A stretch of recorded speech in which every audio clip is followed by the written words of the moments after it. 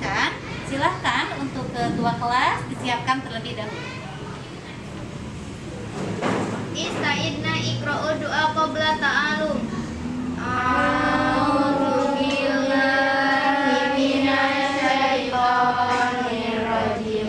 Bismillahirrahmanirrahim. Rabbi zidni ilman warzuqni fahman bi rahmatika ya arhamar rahimin. Alhamdulillah, Ibu lanjutkan. Ada yang tidak hadir hari ini? Ada, Bu. Ada siapa? Naswa. Najwa kemana? Izin. Izin. Siapa lagi? Susan. Susan kemana? Sakit. Sakit. Ada lagi? Nisa. Nisa kemana Nisa? Izin. Izin juga. Ya. Untuk yang sakit kita doakan semoga cepat sembuh dan bisa belajar bergabung lagi bersama kita. Dan untuk yang izin semoga Allah mudahkan urusannya. Selanjutnya silahkan dilihat ke bawah bangkunya, ada sampah atau tidak. Kalau ada diambil. Tidak ada. Kalau tidak ada, alhamdulillah berarti suasana kelasnya sudah rapi dan anak-anak. Minggu kemarin kita membahas materi tentang apa? Sholat fardu. Sholat fardu atau disebut juga sholat apa?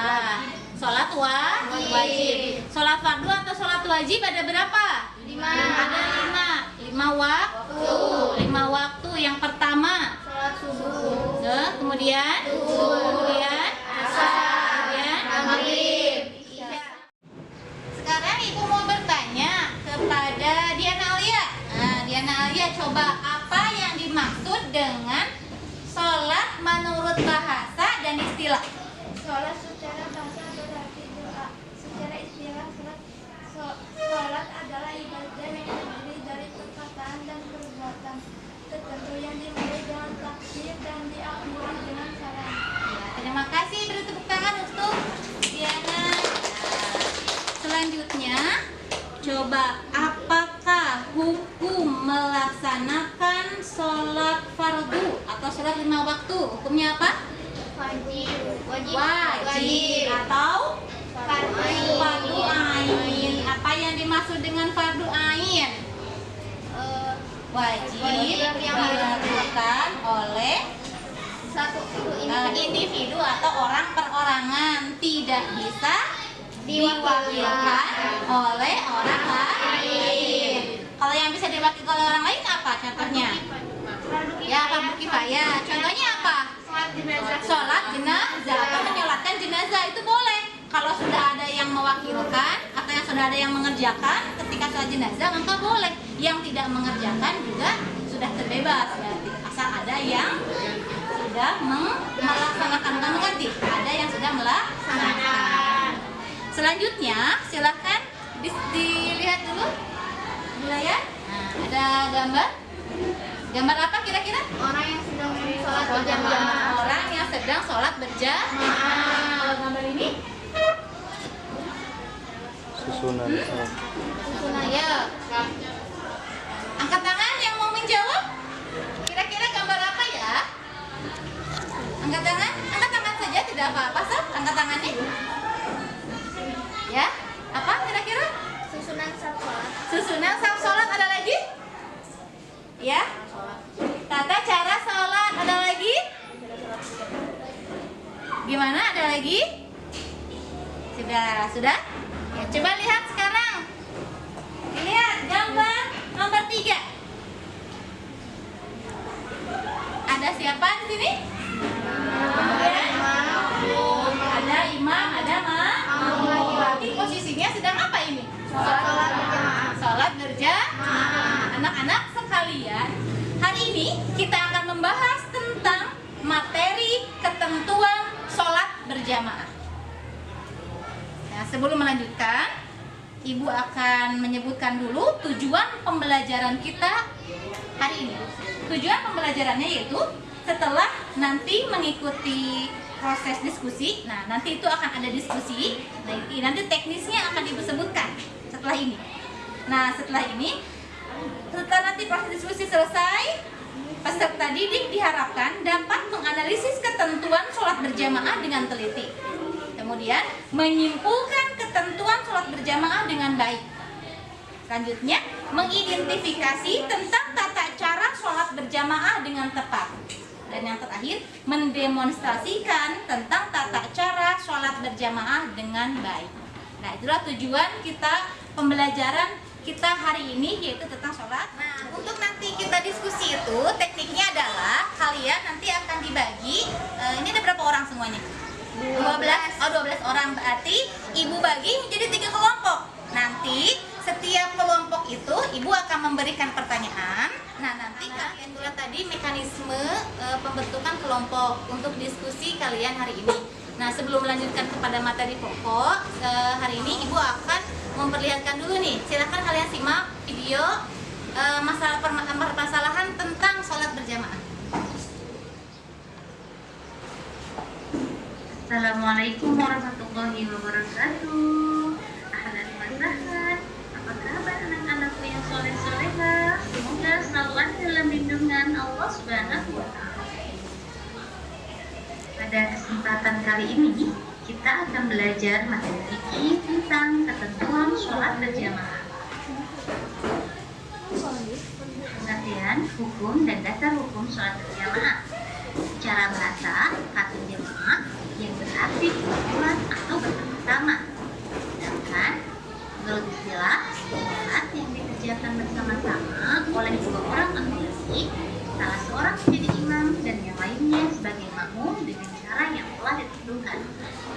Hukum berjamaah dalam sholat menurut jumhur ulama adalah sunnah muakkad, yaitu sunat yang sangat dianjurkan dan Nabi Shallallahu Alaihi Wasallam jarang sekali meninggalkannya.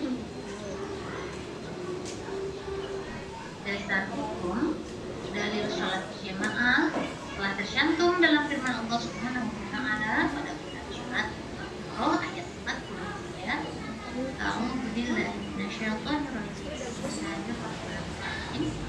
Wa aqimus sholata wa atuz zakata warka'u ma'ar raki'in.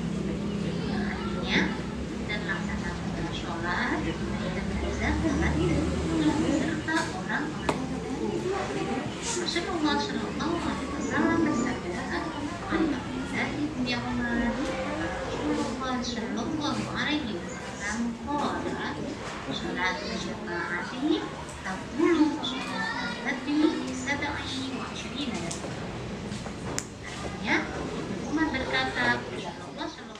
Itulah tadi video yang berkaitan dengan sholat berjamaah. Nah, ibu akan menerangkan sedikit sebelum nanti kalian dibagi kelompok untuk melaksanakan diskusi. Silakan dilihat di tayangan. Yang pertama adalah pengertian dan hukum dan dasar hukum sholat berjamaah. Di sini ada pengertiannya. Pengertian secara bahasa, kata jamaah berarti kumpulan atau bersama-sama. Kumpul bersama-sama itu namanya jamaah. Jadi dikatakan bahwa secara istilah sholat berjamaah adalah sholat yang dikerjakan bersama-sama oleh 2 orang atau lebih. Salah seorang menjadi imam dan yang lainnya menjadi makmum dengan cara yang telah ditentukan. Jadi syaratnya dua orang, satu jadi imam, yang lain jadi makmum. Dengan ada ketentuan syarat di sana, nanti akan dijelaskan. Kemudian hukum melaksanakan sholat berjamaah menurut jumhur ulama adalah sunnah muakkad. Kesepakatan kebanyakan ulama adalah sunnah muakkad. Tapi ada sebagian ulama yang mengatakan bahwa hukumnya fardu ain. Ada lagi yang mengatakan bahwa hukumnya adalah fardu kifayah. Nah, tapi kebanyakan ulama mengatakan hukumnya adalah sunnah muakkad. Sunnah muakkad itu adalah sunnah yang sering Rasul lakukan dan jarang sekali Rasul meninggalkannya. Nah, selanjutnya ada dasar hukum atau dalil tentang sholat berjamaah. Terdapat pada Quran surat Al-Baqarah ayat 43. Bismillahirrahmanirrahim. Wa aqimus sholata wa atuz zakata warka'u ma'ar raqiin. Yang artinya, dirikanlah sholat, tunaikanlah zakat, dan rukulah bersama orang yang ruku. Nah, ini dalilnya. Kemudian dispesifikanlah dalam hadis Rasulullah dari Ibnu Umar, anna Rasulullah sallallahu alaihi wasallam qala as-sholatul jama'ati tafdulu sholatul fardhi bisab'ina wa 20 darajatan. Nah, kemudian di sini dikatakan bahwa Ibnu Umar berkata, Rasulullah telah bersabda, kebaikan sholat berjamaah melebihi sholat sendiri sebanyak 27 derajat. Ini sesuai dengan hadis riwayat Bukhari. Jadi ternyata keutamaannya itu sholat berjamaah itu lebih utama dan derajatnya juga Allah tingkatkan. Gitu ya. Paham ya? Paham. Selanjutnya syarat menjadi imam dan syarat menjadi makmum. Ini ada syaratnya imam, syaratnya makmum. Kalau syarat menjadi imam, orang yang lebih dalam pemahamannya. Kemudian orang yang lebih fasih bacaan Al-Qur'annya dan banyak hafalannya, itu harus diutamakan. Kemudian orang yang lebih tua umurnya dan baik penampilannya. Selanjutnya orang yang berdiri di depan makmum kemudian berniat menjadi imam. Itu syarat menjadi imam. Selanjutnya syarat menjadi makmum hendak berniat menjadi makmum. Jadi niatnya dia menjadi makmum. Kemudian mengetahui dan mengikuti gerak-gerik imam. Jadi kalau posisinya imam takbiratul ihram jangan mendahului tapi mengikuti. Kemudian ketika misalkan imam ruku maka harus mengikuti ruku. Selanjutnya tidak mendahului imam dalam gerakan sholat. Nah, tidak mendahului. Jangan sekali-kali ada makmum mendahului imam. Selanjutnya berada satu tempat dengan imam. Satu tempat dengan imam. Jadi kalau di masjid itu satu tempat, majlis imamnya di situ, makmumnya juga di situ. Selanjutnya makmum hendaklah berdiri di belakang imam. Posisinya adalah makmum di sebelah depan dan kemudian imam di sebelah depan dan makmum di belakang. Itulah tadi pemaparan terkait sholat berjamaah. Nah, sekarang karena tadi kita sudah atur kelompok, silakan sekarang bergabung dengan kelompoknya masing-masing. Kelompok 1, kelompok 2, dan kelompok 3.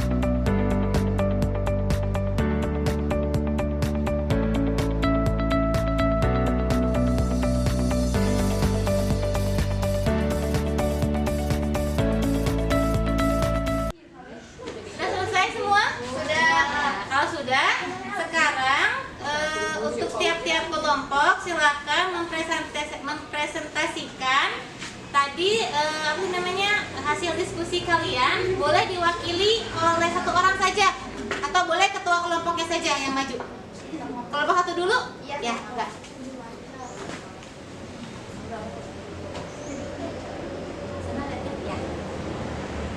Keutamaan merapatkan syaf. Barang siapa yang menutupi suatu celah dalam syaf, niscaya Allah akan mengangkat derajatnya karena hal tersebut dan akan dibawa membangunkan untuknya sebuah rumah di dalam surga. Merapatkan syaf juga akan membuat setan tidak menempati celah yang kosong. Perintah meluruskan syaf sholat dapat dilihat dalam hadis dari An-Nu'man bin Bashir radhiyallahu anhu. Ia berkata bahwa Rasulullah Shallallahu alaihi wasallam bersabda, "Hendakkah kalian meluruskan syaf kalian atau tidak? Allah akan membuat wajah kalian berselisih." Syarah Sahih Muslim. Sekarang silakan kelompok 2. Siapa yang mau maju? Tasya. Ya, boleh.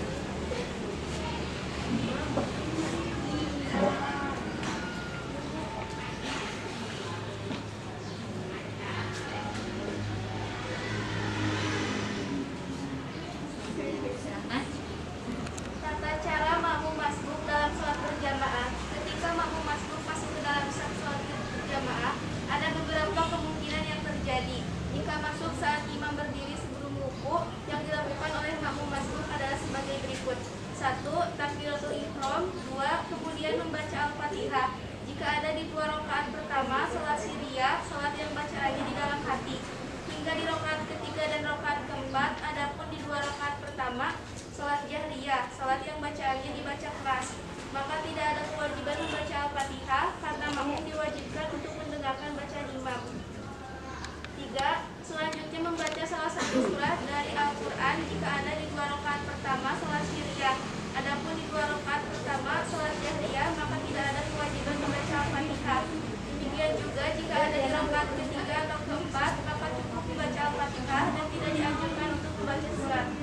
4. Lalu mengikuti gerakan-gerakan imam hingga imam selesai. 5. Jika ada rakaat yang terlewat, maka ketika imam melakukan salam, seseorang harus bangun dari untuk menyempurnakan rakaat yang terlewat hingga selesai. Tepuk tangan untuk kelompok 2. Selanjutnya silahkan kelompok 3. Oleh siapa? Diana Raksi.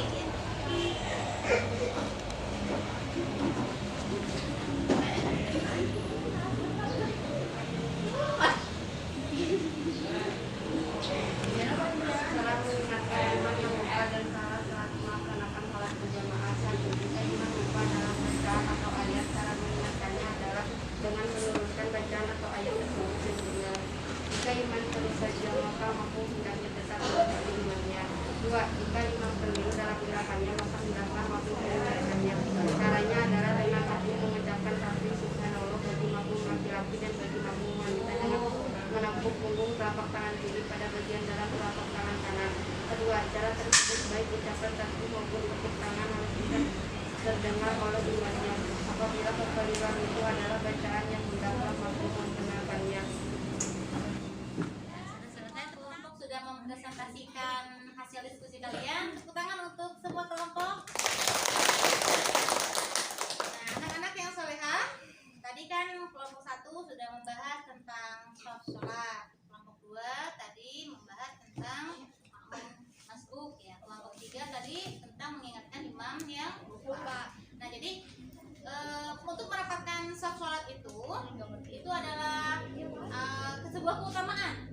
Jadi merapatkan saf sholat adalah sebuah keutamaan dan itu menjadi kewajiban seorang imam ketika sebelum melaksanakan sholat berjamaah itu harusnya melihat dulu ke belakang, melihat dulu ke makmum apakah barisan safnya itu sudah rapat atau belum. Nah, itu jadi ya makanya tadi dikatakan ya oleh kelompok 1 bahwa kalau ada saja saf yang renggang maka kekosongan itu diisi oleh setan.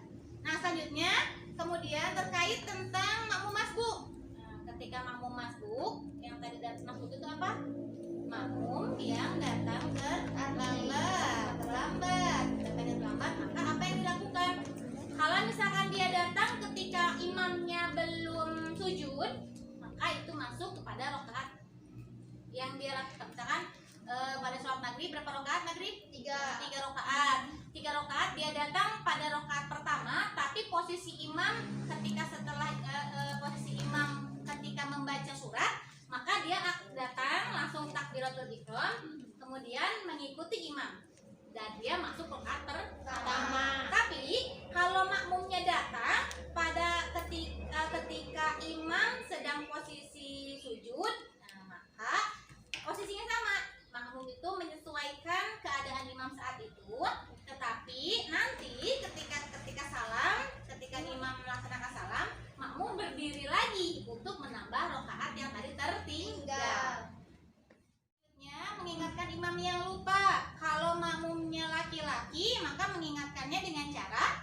Ucapkan subhanallah. Apabila makmumnya perempuan, maka mengingatkan imam dengan cara menepuk punggung sebelah kiri, tangan sebelah kiri dengan telapak tangan seperti ini. Nah, ya, tidak boleh dengan gerakan yang lain. Begini tidak boleh hukumnya. Berarti kalau ada tambahan dalam gerakan sholat menjadi batal sholatnya. Nah, kemudian di sini harus digarisbawahi bahwa gerakan atau ucapan lain di dalam sholat tadi kan bisa membatalkan sholat.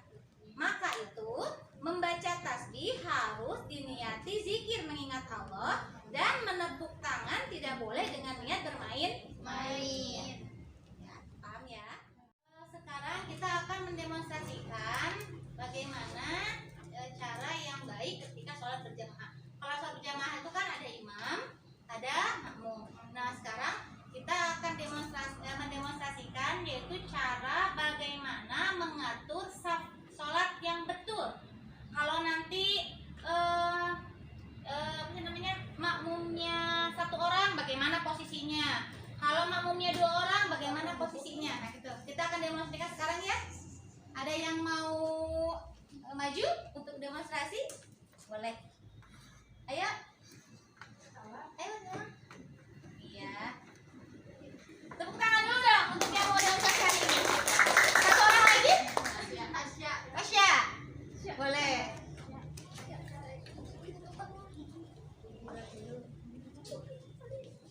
Nah, sekarang kita akan mengatur sholat berjamaah. Kalau sholat berjamaah berarti ada imam. Ayo silakan, siapa yang mau menjadi imam?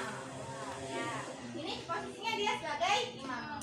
Kalau seumpamanya makmumnya 1 orang nih, maka posisinya adalah kalau dia laki-laki, maka posisinya dia ada di sebelah kanan, imam. Makmumnya di sebelah kanan nih. Ukurannya apa sih namanya ini? Mata kaki ya. Kalau misalkan 2 orang, maka 1 orang di kanan, 1 orang di sebelah kiri. Ini berarti ya. Nah, kemudian kalau misalkan posisinya dia banyak kan, maka posisinya di belakang imam. Belakang. Nah, begini. Di sini kan. Nah, berarti begini ya. Kalau makmumnya laki-laki berarti imam, makmum laki-laki dewasa, kemudian makmum anak-anak atau remaja, di belakang baru diikuti oleh makmum perempuan. Paham ya? Paham. Ya, terima kasih. Tepuk tangan.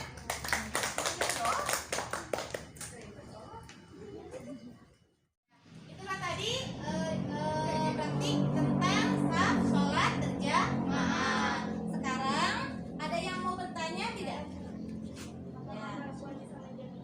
Gimana? Apakah perempuan bisa menjadi imam? Sebelum ibu jawab, ada yang mau jawab dulu? Oh, Salsa, silakan. Boleh asalkan perempuan. Asalkan Asalkan makmumnya perempuan. Boleh katanya, asalkan makmumnya perempuan. Perempuan boleh makmumnya perempuan. Yang tidak boleh itu imamnya perempuan, yang jadi makmumnya laki-laki. Tidak boleh itu. Ya, Kang? Ada lagi yang mau bertanya? saya Bu, Ya, silakan. apa yang harus pertama kali dilakukan imam sebelum sholat memulai sholat jamaah?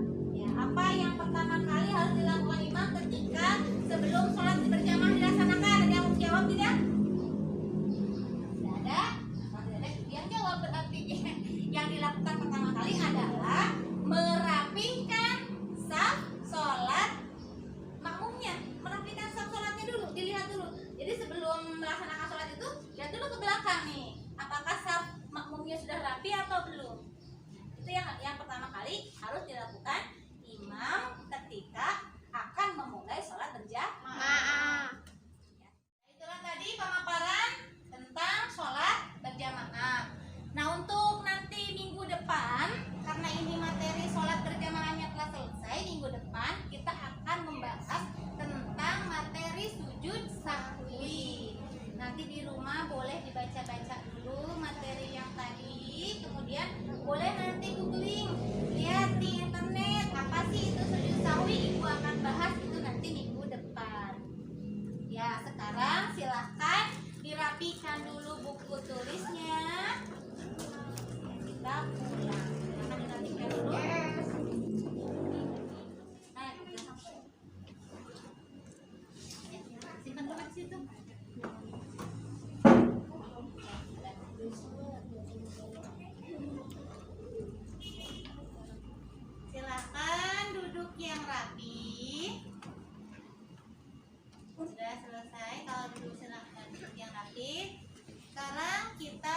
akan berdoa untuk mengakhiri pelajaran kita hari ini. Kepada KM, silakan dipimpin berdoa.